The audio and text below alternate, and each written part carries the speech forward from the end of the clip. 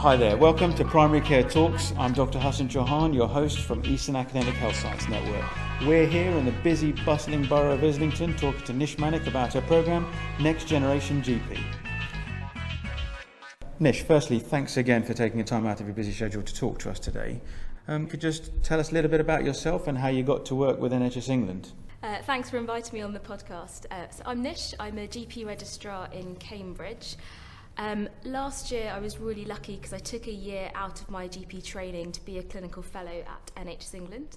It's part of a national scheme that's run by the National Medical Director of the NHS, who was Sir Bruce Keogh last year, and there are 30 junior doctors that take part and take years out of their training to get some hands-on leadership experience. So has that been what you expected to be over the last year? Are you coming to, how long is the total programme for? So I've finished now. I'm now back in GP training. Was it what I expected? It probably exceeded my expectations, actually. It was absolutely amazing for reasons that I suspect we'll come on to. And that's for those reasons are why I set up the Next Generation GP programme. Okay. And so one of the reasons we're here today is to talk about that programme, and I gather you are passionate about leadership and in general practice. So I suppose what might be helpful for people out there is want to know, where's that come from? Was that something that stuck with you from medical school or earlier, or is it something that the programme that you then were part of built into you? It's a good question. So it did start at medical school, interestingly. I didn't really know much about leadership at all until I got to my fourth year, and you have to choose to do an extra degree, so your BSc at medical school, and I sat down with all these options. There was one that was management related. It was amazing. It was the best year I had at medical school. I think I suddenly realised that I'd lived in this medical bubble, and at the end of that year I understood much more about the wider system, and I realised there are loads more factors that get to determine the care that I get to deliver in my consulting room. As a GP, I know that, having previously done surgical training and coming to general practice, that the passion I have for general practice, not least for the clinical side, is the managerial side, because actually you get more involved in management than you necessarily would in some other aspects of medicine. Do you think that's why you ended up in general practice then? I went into GP because I really like people's stories. And the president of the Royal College of GPs once upon a time was Iona Heath. Mm-hmm. And when I was a medical student, I spent a bit of time with her. And she said something to me that really stayed with me. She said, in the hospital, diseases stay and patients come and go. And in general practice, patients stay and diseases come and go. And that really sums up general practice for me. And having done all my hospital rotations, I realised I like people and I like knowing what's happening to people. I'm less interested in I think my attention span probably doesn't suit getting into the depths of their disease, but I like to know about how it's affecting them. I love that I get to wake up every day and say, I'm going to help 30 or 40 people today. And it might not be doing much more than just listening to them. But I get to say that, and that's a real privilege, and that's why I chose GP. That's a brilliant reason to come into general practice. So do you think that there is really a lack of leadership skills and innovation that comes from that in general practice, or even in medicine as a whole? Yeah, I think there is, especially at a junior level. I can only really talk from my perspective. But I think one of the problems is our perception of leadership, and it's almost the word is quite off-putting. We can't really define it, so we tend to attach lots of kind of nebulous, fluffy descriptors to it until we don't really know what we're talking about. But for me, leadership is just about changing things around you. And our other perception is often that you need seniority and titles to do that. It's a bit like being elected to the Pope. You've got to have loads of letters after your name and done amazing things, and then there's a big ceremony with white smoke and you get entrusted into some inner circle, and then you can do leadership. I think that's wrong, actually, and leadership is just about changing things around you, and you don't need seniority and titles to do that. So part of the problem is our perception of it, and I think the other part of the problem is leadership skills. So we also tend to assume, and I include myself in this, that leaders are born and not made. And these people that are doing leadership positions have just always known how to lead, and they're just really different to us. But what I've learned over the last year is that's not true, actually, and these are teachable skills. And I wish we had more emphasis on them in our training. Leadership skills are about being able to change my clinical environment so I can be the best clinician I can be. And in the same way that we now accept that communication skills help us to be the best clinicians that we can be, I think we should start to put the same weight on leadership skills. So that's great to hear, Nish. And listening to you, I wonder whether we should be thinking about using a different term rather than leader to try to encourage more people. What do you think? It's not a bad thought, actually, because like I said, I think the word can sound very kind of hierarchical. I wonder if entrepreneurship is a better word, but it's about doing stuff and changing things. Let's talk about next generation. Tell me a little bit more about the program. So I'll start with why, if that's all right. So I said before I did this clinical fellowship at NHS England, and I got about 6 or 7 weeks into that role, and I started to get this sense that it was really going to change things for me, for 3 reasons. The first is I was getting knowledge and skills that I'd never had before. So it sounds really simple, but just stuff like how is the NHS structured, or how are decisions made, and leadership skills, which actually started with learning about myself as a leader. Someone once said the best definition of leadership is leading yourself, and I think there's some truth in that. The second thing was being part of this amazing group of other clinical fellows who were all young junior doctors in different specialties at a similar stage of training to me. And the third thing, probably the most important thing actually, was getting to meet senior leaders. So actually having honest conversations with them and, realising they're just normal human beings, and they often didn't have a grand plan, they've made mistakes along the way, they still get that sense of imposter syndrome. But actually they were just like me once. I guess the difference being that instead of just getting frustrated by things around them, they made a choice to get off the sidelines and onto the pitch and do something about it. And I guess when you have a really, really good experience, what's the first thing that you want to do? You want to share it. Because when you share something, it grows. And that's the feeling that I had, and that's how Next Generation GP was born. Sounds like actually you had the inspiration from everyone that was there with you on the program. And so how did you then develop the program? So, what led to the current format? And could you tell the listeners out there what the format's really like at the moment? So about 18 months ago, I was actually in a pub at a conference, and I got chatting to this other GP trainee. This makes it sound like I've got a really good pub chat, I promise. It's not normally like that. But I was telling him about this feeling I had of, I really want to do something about this experience I'm having.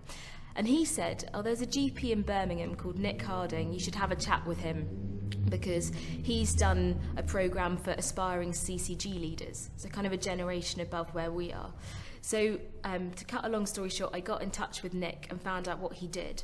And his programme was a really similar to format to what Next Generation GP follows, which is an evening programme, and each evening is split into 2 halves. So the first half is a workshop or a lecture around something we don't normally get in our training. So that stuff I talked about, the knowledge and skills that I got in the fellowship, like, how is the NHS structured, or how do you actually tell a compelling story to make change happen, and learning about yourself as a leader. And the second half is an interview with a national leader, usually from primary care or secondary care or even social care and beyond.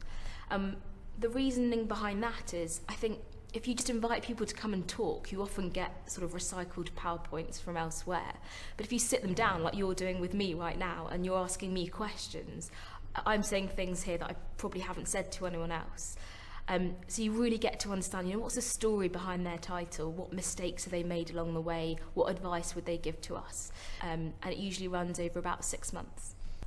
Funnily enough, I spoke to Nick before I took on my role as chair of the CCG to get some advice from him, because for a similar reason somebody said he's somebody who's has a lot of experience as a clinical lead, and so I called him, so I can blame him for being where I am as well, to be fair. You're listening to Primary Care Talks with Dr Hassan Chauhan.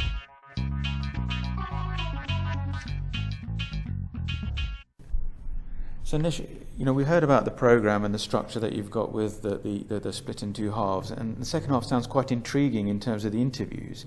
So have you had some themes that have come out of these interviews? Yes, absolutely, and I've noticed it more and more now because we've done this so many times. I can touch on them briefly now. We have just had an article published in Innovate, which is the GP trainee journal, and there's a link to it on our website that goes through these themes in more detail if anyone wants to find out a bit more about them. But I'd say there are probably about 9 or 10 things that come out. The first is we often ask our interviewees what the job of a leader is. So we talked about this earlier, the definition of leadership. And the commonest answer that comes out is it's about enabling other people. So Nick Harding, who you mentioned earlier, he says, the job of a leader is to ask 2 questions. How are you and how can I help you? And I love that. I think that's what we do with our patients as GPs, actually, but it applies to leadership as well. The second thing is, which again I mentioned earlier, was knowing yourself really well is really important. Who are you? What do you stand for? What kind of trace do you want to leave? That kind of introspective reflection that I hadn't done well previously before doing all of this, and there are lots of tools out there to help with that. I think having a mentor as part of that is really important and has helped me tremendously. The third thing is you don't need a plan. So I used to assume that all these leaders had this grand master plan and that's how they've got to where they've got to, and often they say they kind of fell into roles or taken opportunities, and it's been a lot of serendipity along the way, which was quite illuminating to find out. The fourth thing is they tend to start really small again. So we only see them at this snapshot in time. But when you hear the whole journey, they started with something small that we could all relate to, like changing one thing in their practice or changing one thing in a hospital department and learning from that and going forwards, which makes it feel a bit more accessible. Interestingly, another thing is they all have a story of something hard, a struggle, and whether it's a personal struggle at home, something they've been through, or it might be a professional struggle, they all have a story to tell of something that's been really difficult that they've had to turn into a learning opportunity and use that to go forwards, which I found quite fascinating actually. They all talk about people much more than processes, and the way they've got things done is through relationships and teams and appointing the right people around them, rather than trying to get over bureaucracy. The other thing is they've all failed along the way, and they're really open about that. They've all made massive mistakes, they continue to make mistakes, but the key is picking themselves up and going forwards from there. And the final thing, I guess, is there's something that comes out all the time about values and being really clear about what your values are and doing things that are consistent with those values. So those are just really briefly some of the things that come out across the interviews. Thanks for summarising those, Nish. And as somebody who's progressed through different leadership roles myself, a lot of that resonates with me. So it sounds like the program's been a success because having started originally in London, I believe it's now being rolled out or been rolled out. And you said earlier on you just come down from Nottingham to set up another program. So it'd be interesting to hear from you about some of the feedback and some of the reasons or how it transpired that it ended up spreading from London. So when we started with 50 people on the programme in London. That was funded by NHS England. And we had over 100 people apply. So already I knew that there was some appetite out there. And the feedback from that first pilot, which was 18 months ago, exceeded all of our expectations. And I think the 3 things that came across really clearly were it was giving people a sense of hope about the future of general practice. It was giving them some self-confidence to step into leadership roles, and they were suddenly able to relate to all these senior leaders and realise that they're not that much different from us, which was incredible to see. So over the last 18 months, I've been on this kind of next-gen GP tour bus, taking it around the country. After London, we went to Wessex with the support of the LMC down there. And since then, we've gone to Birmingham, Bristol, Manchester, Newcastle, Sheffield, now Nottingham. And there are 7 other cities that want a programme that I'm currently working with. So the growth has been kind of exponential. But I have to say, it's not just me. So we've got this fantastic team of really talented young GP trainees and new GPs who give up their time voluntarily on the ground to make this work locally in their areas, and a bank of these senior leaders like Nick and others who are always willing to come and talk. And without those two things, this absolutely wouldn't work. So I'm massively grateful to all those people. Watch out for that tour bus coming through your town. So I guess a question for me is there might be people out there, newly qualified GPs, who think, well, actually that's not for me because I'm not a leader, as you said earlier on, I just want to get on with clinical practice. And it's always the same sort of people who apply for these courses. So what have you got to say to those people who are just disengaged at the moment with the concept of leadership? So I'm not here to kind of force this down anyone's throat, but maybe it comes back to that definition of leadership again, that can be really off-putting. If you're someone that's sitting there in general practice or in your VTS or in your CCG and you see stuff around you that you want to change, that's where leadership comes in, because it's just about trying to change things around you. And loads of people have come back and said, we've just stepped into our first leadership role, or I've just decided to pursue this fellowship or pursue this master's degree because I've realised, if not me, then who else? And we've got great examples of people going on to set up things that they've always wanted to set up. So there's a GP who set up this amazing kind of GP parents group in London, which she'd always wanted to do, but never really had the confidence to do it. There's another GP who set up an app for people to do physiotherapy exercises at home, and he's now on the NHS Clinical Entrepreneur Scheme, rolling that app out, which is incredible. There are some people who've just said, it's kept me in general practice, because I felt really demoralised. And I think some of that comes from losing our networks. So at medical school, you have this great network, and maybe that carries on through foundation training. It's sort of there when you're GP training. And then when you leave, you're kind of on your own. And just being in a room full of like-minded people is part of the power of the programme, I think. If you pay too much attention to social media, it's really easy to be convinced that lots of people in general practice are very negative and very burnt out. And that's not true. And you step inside one of these rooms and you see how much hope and energy there is for the future. And I think that's really, really powerful. So it's fantastic to hear some of those brilliant real-life examples. So clearly this programme snowballed, hasn't it, in terms of building up from your original 50, cohort of 50 to total numbers you've now got. What do you think the future is for the programme, Nish? Do you see it rolling out to more localities, or do you see it opening up to other specialties? What's your plans for it? I think that we're starting to feed an appetite that is so important to the future of general practice. And there's so much interest out there. So I've got these kind of 10 programmes now that are going, and another 8 on the way.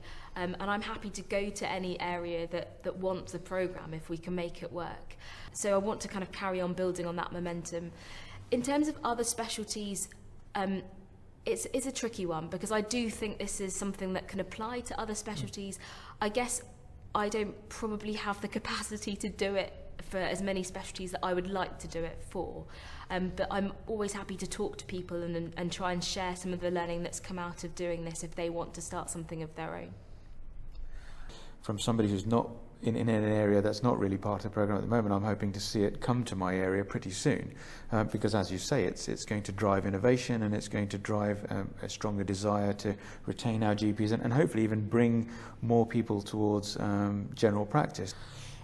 One question I did have is really, what do you think the risk would be of people not supporting this programme? So if suddenly you found actually, after this current cohort, nobody else calls you, nobody else wants to get involved, what do you think the risk is of not supporting our new recruits or the next generation GPs? Yeah, so I think the risks are twofold in my mind. The first is about morale. So that's a word that's used a lot at the moment, but often in relation to hospital doctors for obvious reasons. But I think there's a problem with morale in general practice as well. And for me, one of the biggest boosts to my morale in my career has been a sense of being able to change things around me. And so I think if you invest in the next generation, if you give them that ability to change things around them, that will have a huge impact on morale. And the reason why that's important is for retention, primarily, but also recruitment, because when you have that morale and you have that sense of pride in your profession, you go around telling people about it, about general practice. No one wants to join a profession that's full of learned helplessness. The reason we should be so proud about the leadership opportunities that general practice offers are that we have really flat hierarchies in GP, so we can actually get stuff done. We have an amazing perspective on our patient stories that other people in the system don't have because of where we sit. And our careers give us so much choice and flexibility to do leadership roles alongside general practice. And those three things are really unique, and I don't think we talk about them enough, actually.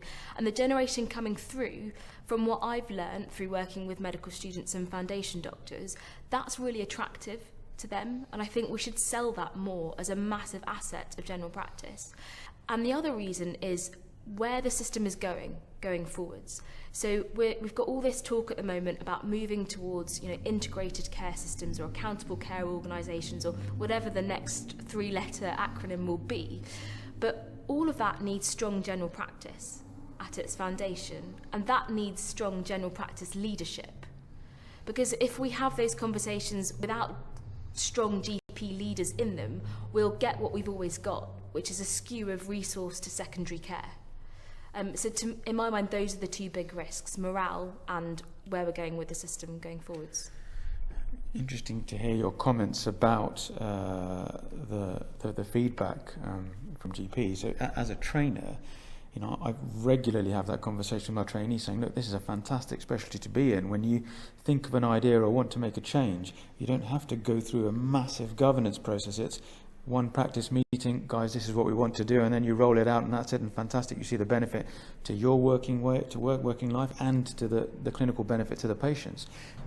We did talk earlier on, though, about perhaps the lack of leadership skills or even the perception of leadership amongst our colleagues. So I guess a question to you is, do you think there are systemic issues that lead to that in general practice or in medicine? Yeah, I can probably best illustrate that with a story. So when I was a foundation doctor, I was working in A&E as my first ever hospital job, really busy hospital, really busy department.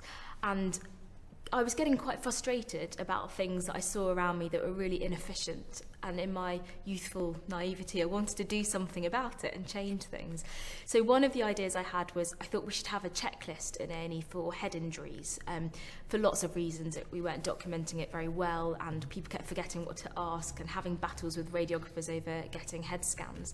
So a really simple idea, and it failed miserably. And when I look back, I think the reasons were threefold. So firstly, I didn't have the kind of knowledge about the system or skills for, basic quality improvement skills, or skills about how to tell a compelling story for what I wanted to do. Secondly, having some headspace to just do something like that. When you're on a really busy rota, it was getting squeezed into my kind of very limited spare time. And so I probably didn't give it the thoughtfulness that it needed. And the third reason was senior permission to have a go. So I remember standing up in this meeting of A&E consultants and being asked to present this idea. And after I finished, I was shaking like a leaf. And this consultant just said, no, can't do that. And that was it. That was the end of it. And all the doors were shut. And I went, some of this is probably a reflection of my naivety at the time, I must admit. But I went away quite demoralised, thinking actually, I had loads of energy to want to change things, and what's the point? I was quite defeated by it. Then, if you contrast that with a couple of years later, I was in my first GP job doing paediatrics at St Mary's with an amazing team of consultants, led by a guy called Bob Klaber. And suddenly those three factors were there. So they give all their trainees access to things like quality improvement courses if you want to do that. So I had the knowledge and skills. Secondly, they gave all their trainees 2 weeks off every 4 months just to do an improvement project of their choice. Which is incredible. So I had all this headspace. And then thirdly, permission. So I was allowed to do anything I wanted, and it was permission to fail. So I didn't feel scared that if I was going to have a go, no one, and it didn't work out, no one was going to reprimand me for that. They'd have my back, actually. And there's a term that Google used quite a lot around innovation called psychological safety. I think that really, I felt psychologically safe to try and do this. So with those three factors there, I set up a patient experience project, which is now still going and being spread to other hospitals. which I never expected to come out of that job. Actually, I think that really unpicks some of the issues that we've got, isn't it, in terms of trying to develop leadership and actually develop innovation. If I can reflect back on my career, I can probably say the same, in that I've worked in so many different jobs, and I can think back to some jobs where I was given tremendous amount of headspace. So my A&E post, I was working as a clinical fellow in Leeds when we were setting up the clinical day unit. And I still remember being told, right, you've got to work out, I think it was 21 clinical pathways. And this is before the days of being able to Google and PubMed easily. So you had to sit there and work up 21 clinical pathways for things like sudden onset headache, and to do lumbar punctures for that, or acute MIs. And that was pathways we were working to be in A&E. And those pathways have now been rolled out and are being used in clinical decision units up and down the country. But that arose because I was given the headspace, I was given support by Taj, who's now President of Royal College of Emergency Physicians. And so, you had the right people giving you the right support. But to be completely honest, at no point did anybody mention the word leadership or leadership skills training. And so you're sort of bumbling along and you sort of just do it by yourself. I think one of the biggest benefits about having programs such as yours is that it gives people the opportunity and actually gives them the support that they might want internally to be able to say, yes, I can do this, and yes, I've got this idea, and more importantly, if I fail, it's not the end of the world. And so, have you had any people that have come back and given you any negative feedback about the program, or any negative comments? I always look out for it, because I want to make sure that we make this as best as it can be. One of the things that's interesting is that people often say, could we have more time to talk to each other in the room? And that's been really good learning for me, to realise that people are really interested to hear from senior leaders, but also just hear from peers and hearing what they've done. And it comes back to the point about stories being really powerful. And when I look back on my own career, I've learnt lots from talking to friends and colleagues and saying, actually, they managed to do that, and they're not that much further ahead in their careers than I am. Why couldn't I have a go? Or they did that and they failed, but look, they're okay. The other thing is around supporting people once the programme finishes. And that's tricky. So it's not meant to be a kind of leadership fellowship that lasts for a year. It is only 6 months, and our resources are limited in what we can do once we finish the programme. We try and set up, WhatsApp groups and Facebook groups, and we have a big annual conference that we had for the first time this year. So ways to keep people in touch. But that's hard. And again, that's the thing that I'm trying to work on. How can we keep this network alive after the 6 months? That was really going to be one of my questions to you, was actually, you're doing this in localities, and we know, working in the NHS, although we're getting better at it, we're really not the best at all in terms of sharing innovation and experiences nationally. And that's part of the reason why we're doing these podcasts, is try to bring some things to life and try to get them more widespread. So hopefully we'll be seeing some of these different localities starting to network with each other, and that's the sort of future you're proposing. Absolutely, and I hope so. I think some of the ownership is on these local regions to say, look, we have a network of early career GPs who are young leaders, really invest in the future. How can we harness that potential and that enthusiasm for the good of our patients in this area? So Nish, come back to just one earlier question, if I may, just as we're about to close, and that's, if you've got GPs in areas that aren't getting involved, what do they do? Who do they contact? The first thing I'd say is please contact us, because that's how all the programmes have come about, honestly. So really easy. We've got a website. If you Google Next Generation GP, it's the first thing that comes up. Our email address is nextgenerationgp@gmail.com. There's a Twitter account, Next Generation GP. You can't not find us if you look. So really happy to hear from anyone that wants to know more. Fantastic. Thanks once again for taking the time to come and talk to us today. It's been a really useful interview, and I'm sure a lot of people out there are going to enjoy listening to this podcast and listening to some of the things that you're doing, some of the themes that have come out, and obviously, your passion that comes through for leadership and the change in general practice. I'm heartened to hear that you're going to be carrying on with the program and looking to expand it, and I'm hoping that it'll come to an area near me soon, looking out for that tour bus, of course. Thank you so much for taking the time out to talk to us today. I'm sure many people will enjoy listening to this podcast, and I'm sure it hopefully will inspire more people to get involved locally and take up the challenge to try and be next generation GPs. Thanks very much for having me on.